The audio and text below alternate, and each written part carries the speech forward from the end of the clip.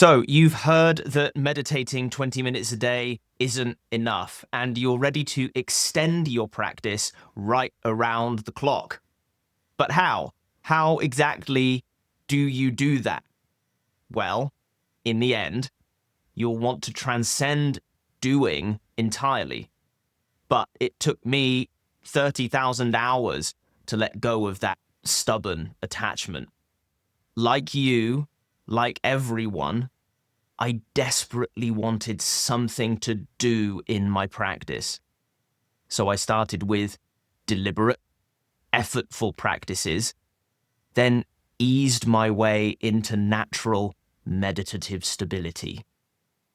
Specifically, in the middle stages of my practice, I used 6 tools that helped me remember to remember, which is actually a useful translation of the Pali word sati, which is more often translated as mindfulness. So, what are we to remember when we remember? We're to remember to experience things as they really are, without our distorting interpretations, judgments, labels, and descriptions. Absent of those, life becomes everything we spiritual teachers bang on about all the time: effortless, wholesome, beautiful. I picked up and put down the 6 techniques I'm about to share with you, just like I would any other tools. My hope is that you'll do the same. Don't worry, my hope is it's not going to take you 30,000 hours as well, because I'm here to tell you what worked for me here in the modern world. Most likely, one of these will resonate with you. One of these tools will resonate with you more than the rest, and that's the one to start with. Later, that one might start to feel dead. So save this video so that you can come back to it then and pick out another tool which will feel fresh. My hope is that you'll rotate through these tools like I did and go all the way to effortless well-being. I'm going to start with the most tangible technique and progress to the least tangible, or progress to the most abstract. The earlier techniques will likely be easier to use right away. They're more suited to those at earlier stages on their spiritual journey. Check out the timestamps below if you're a veteran. So, tool number 1 is Insight Timer. Insight Timer is an app that you can find on your phone that is first and foremost a meditation timer. You can set it up to give you a bell, certainly at the end of your meditation, but more interesting for our purposes here is that you can actually set up this bell to chime at regular intervals infinitely. So I recommend beginning with setting up your bell to chime on the hour every hour. And when it does, this bell reminds you of your mindfulness practice, reminds you to remember to drop, as well as you can, your interpretations, judgments, labels, descriptions, resistances, attachments, dissatisfactions, your wishing things were different. If you're here watching this video, I'm guessing that you're past the beginner stage in your mindfulness practice, and so you have a sense of what it is that you're to remember in your mindfulness practice, and this bell serves as an external reminder to you to remember exactly that. Now, what you can then do is you can walk back the time interval so that the bell sounds more and more frequently. So you might go from an hour to 45 minutes, then to 30, 20, 15, 10, 5. As you do this, if you're like most people, you will get annoyed with the bell at first. That's a sign that you might have it set too frequently. So of course you can go back in the other direction. As you continue to practice, you'll learn to welcome the bell. You may even anticipate the bell and find that you're already remembering to be mindful, to be present, before the bell even chimes. By the time you've got the bell down to just 5 minutes, you very likely don't need it anymore, and that will be a moment for celebration. A side note on this, a really cool feature of Insight Timer is that this bell will sound through your Do Not Disturb mode on your phone. I don't know what kind of negotiations Insight Timer did. Certainly with Apple, I use an iPhone. I'm not sure if it's the same on an Android device. But of course, when we're meditating, we don't want our phone popping off every 2 seconds. So the bell does sound through your DND mode, which is excellent for us. I actually, when I was using this technique, I would have the bell set very, very quietly, and I'd keep my phone in my pocket so that even when I was at work, I could just faintly hear the bell, and likely no one else would. Or if they could, they wouldn't quite know where it came from. It was so faint.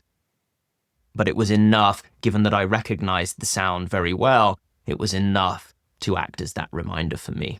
Now, technique number 2 for 24/7 mindfulness is the mantra.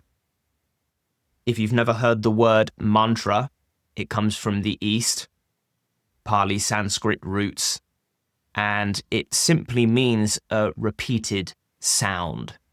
Now, you can chant a mantra aloud, but you can also repeat a mantra to yourself mentally. And this is, of course, the more discreet method, by far the method that I used more, although I experimented with chanting in the car and in some other settings. The question that I always receive with regards to mantra is, which mantra should I use? And I always tell people the story of my first Dharma teacher who, in the monastery in Thailand, was using the mantra Coca-Cola. I almost fell off my chair when I heard about this, because I'd always heard of mantra as being these culturally specific mantras. The name of a deity, for example, like from Hinduism, Ram, Ram, Ram, Ram is a very common mantra. Or the popular mantra from Tibet, Om Mani Padme Hum. You can look up the meaning of that one, can't quite remember it off the top of my head. Something beautiful and poetic. A mantra actually can be anything that works for you. So for this first Dharma teacher of mine, he used Coca-Cola because it reminded him of a childhood feeling of joy. He could remember vividly a Coca-Cola being a treat. And of course, this was from a time before he was even considering health implications of drinking Coca-Cola. He's just a little boy, and he's getting this rare treat of a Coca-Cola, and he could remember the cap coming off and the sound and the taste, the bubbles hitting the tip of his nose. And so he used Coca-Cola as a mantra very successfully to generate that wholesome feeling of innocent joy. So this is just one demonstration. I used the Ram mantra a lot, and the way that I used it was that I would, in a sense, apply the label Ram.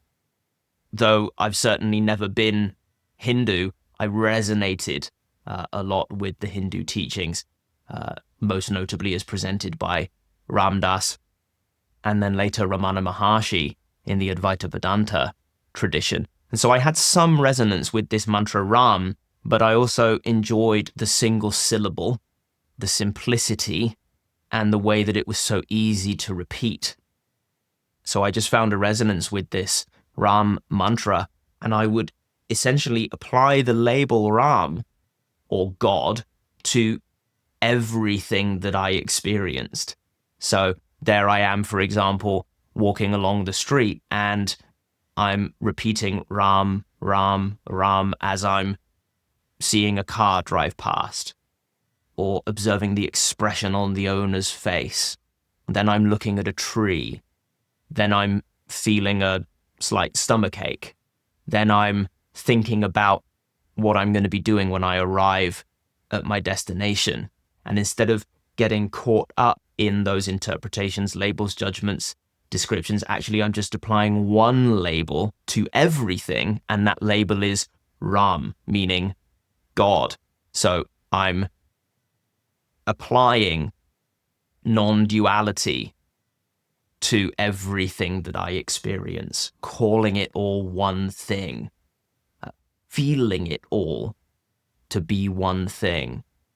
So this is a little crash course in mantra. Indeed, if you want to go back into your past, into your childhood, and find some joyful memory that you can conjure up with a single word or phrase, great. I also, at times in my practice, would try to summarize what I was working on, what I was developing at a given phase, and I would use that as a mantra. I can't quite bring anything to mind of what that was. But I might use a word like focus. Focus, focus, focus, focus. Or ease, ease, ease, ease, ease. Freedom, freedom, freedom, freedom. Don't care, don't care, don't care, don't care. Whatever works to remind you of your practice, to remind you of some quality that you're seeking to embody. Experimentation, of course, is key. Technique number 3 for round-the-clock mindfulness is the classic, the breath. If you've ever tried even so much as a single meditation, if you've ever read anything about meditation, no doubt you're familiar with the fact that the breath is used as a very common meditation object. Now, what we're talking about in this video is, of course, extending your practice throughout the entire day, not just containing it to your 20-minute sit in the morning. So if you imagine that you're using breath meditation as your primary practice, well, all you're doing then is doing like a little bite-sized breath meditation throughout your day, whenever you remember. Now, what's cool about the breath is, whether for formal sitting practice or as a mindfulness aid, it's always around. It's free of charge. Everybody has it. The downside of that, of course, is we spend much of our day forgetting that we're breathing. We're not thinking about the fact that we're breathing much of the time. And so as an aid for you to remember to be mindful, it's going to depend upon the degree of mindfulness that you've already cultivated. If you have some experience as a practitioner, if you've formed a relationship with the breath, then this can be incredibly powerful because, again, the breath is always here. Now, I actually made great use of a combination using the breath. I would use my insight timer bell, and when it sounded, I would take a long, slow, deep, mindful breath. And here I'm leveraging the physiological benefit of doing so. That deep, slow, long breath signals to the physiology that we're safe and that it's okay to be calm.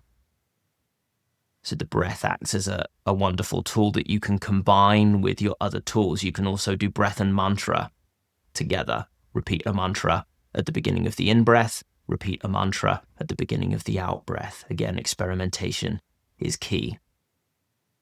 Technique number 4 is noting. And this, if I remember correctly, comes from the Burmese tradition of mindfulness, where, unlike what I described with mantra, when I was talking about labeling everything as Ram, as God,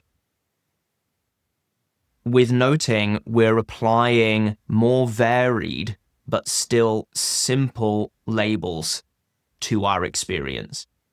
So, for example, as you're watching this video, you might think to yourself, hearing, hearing, hearing, seeing, seeing, seeing, testing, testing, testing. If you become aware of some bodily sensation, then feeling.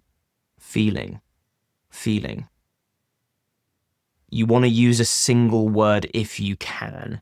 A short phrase is okay, a single word is best. So what we're doing here is we're coming out of what is called discursive thought, the kind of thought trains that we're all trained to run on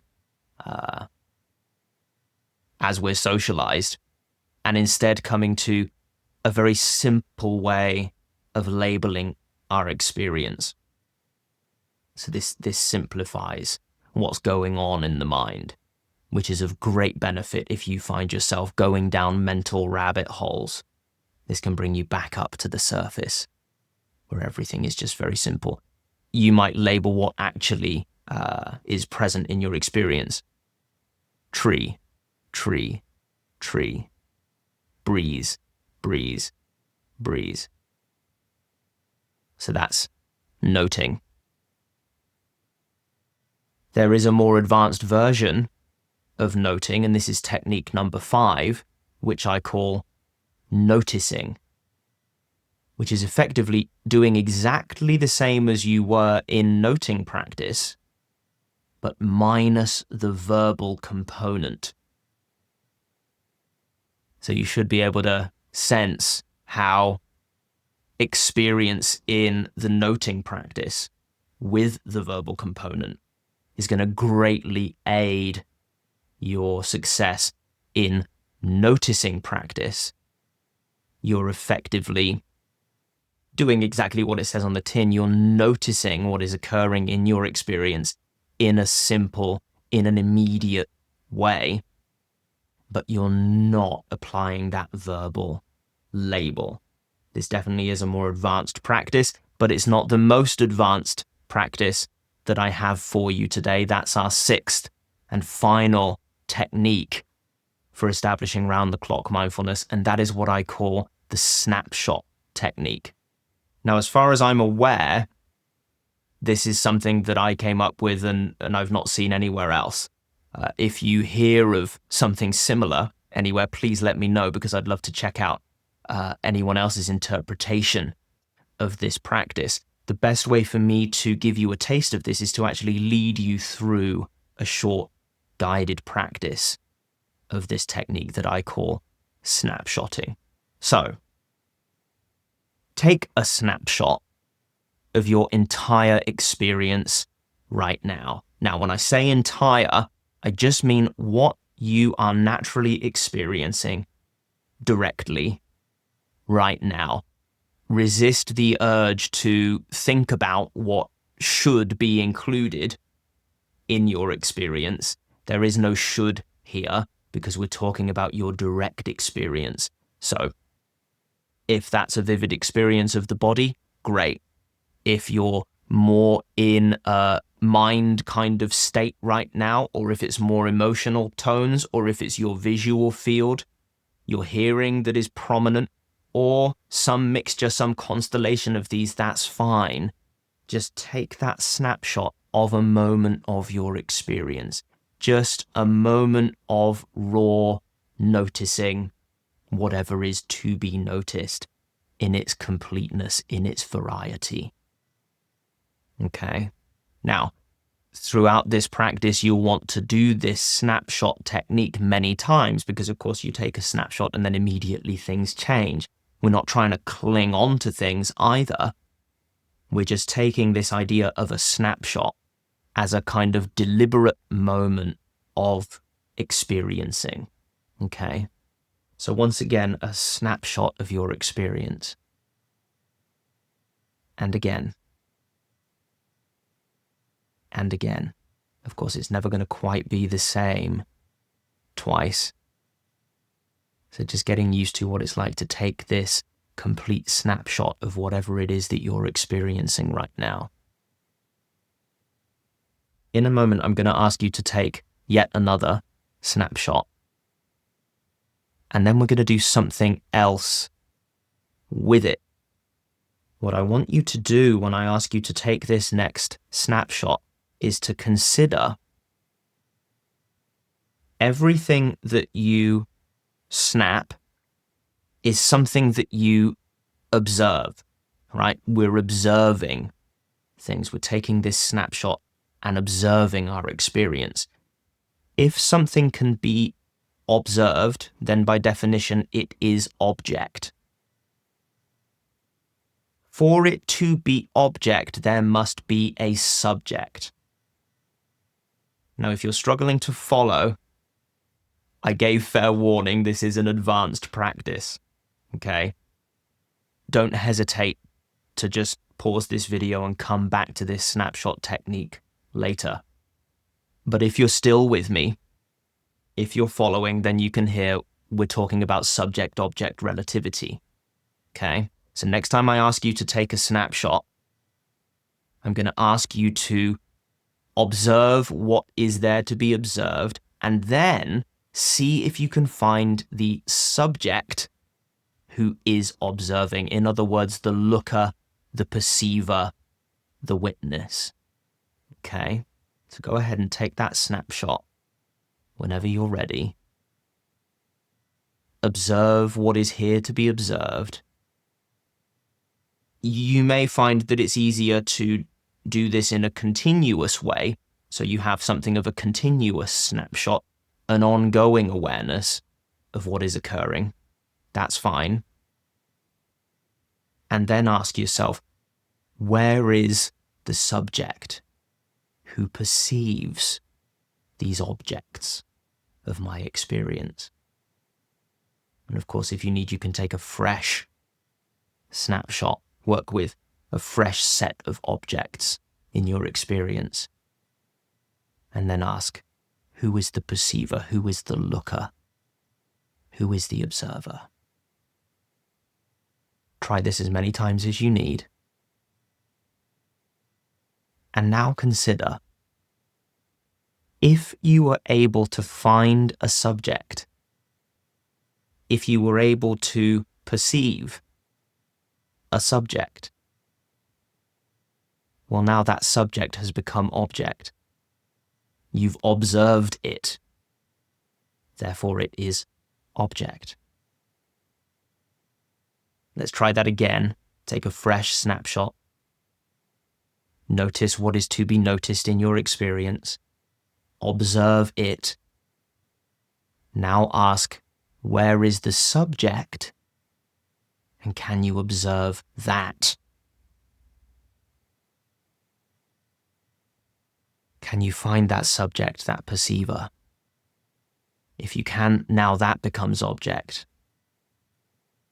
Then you can ask once more, who is the subject that perceives that object? Where is that subject? Can you observe that subject? And you can simply continue to zoom out, as it were, or regress in this pattern of subject-object relativity until subject-object relativity breaks down. When I first stumbled upon this practice, it gave me a powerful experience of non-dual awareness, which is what remains in the absence of subject-object relativity. Lots of very subtle sensations that I had taken to be me were seen as object. And the more times I did this process, the more I found there simply was no subject.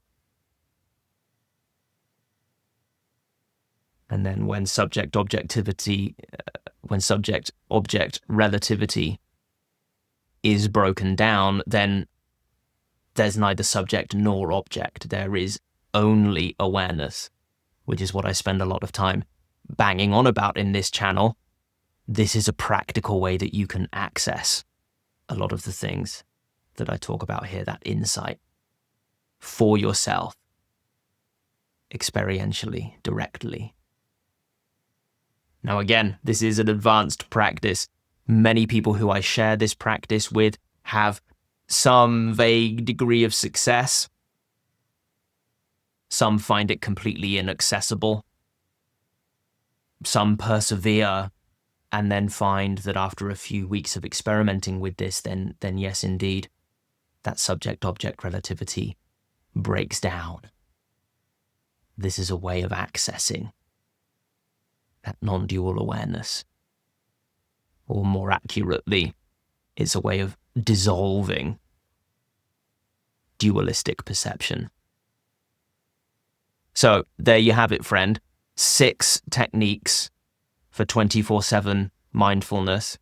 I hope at least one of these has resonated with you.